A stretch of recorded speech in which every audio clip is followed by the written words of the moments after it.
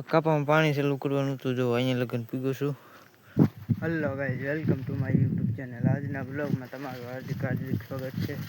આપણે જો બ્લોગ ચાલુ છે કર્યો છે કાલભાઈની વાડીએ કર્યો છે, કેમ કે કપામાં આપણે છાંટીએ છીએ ખનની દવા છાંટીએ છીએ, કેમ કે ઝીણું ખડ થઈ ગયું છે, એટલે ખનની દવા આપણે એમાં છાંટીએ છીએ ને એટલું જ છે. હવે 2-3 ભફિયા છાંટવાના આપણે હાલત આપણે એકદમ છાંટવા મળી. પાછું જો વરસાદ અંધાર્યો છે આપણે તો વરસાદ અંધાર્યો હોય, ખબર નહીં હવે કેદી આવે એમ.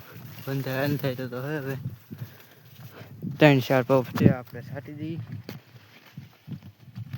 આપણે કંઈક જો આવી રીતે કંઈક દવા છાંટીએ છીએ કપામાં.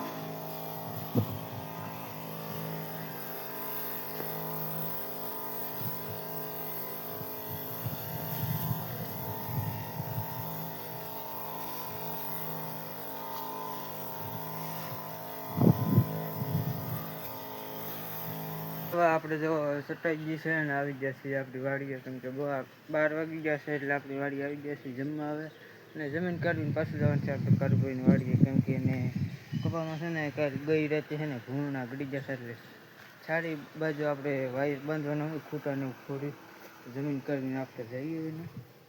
આપણે જો પડી ગઈ છે હાંજ ને આપણે જતા બપોર છે આપણે રહી ગયા નહોતા, કેમ કે આપણે વાડીએ જતા કેમ કપામાં પાણી ચાલુ કરવાનું હતું, એટલે તાઈ નહોતા ગયા આપણે.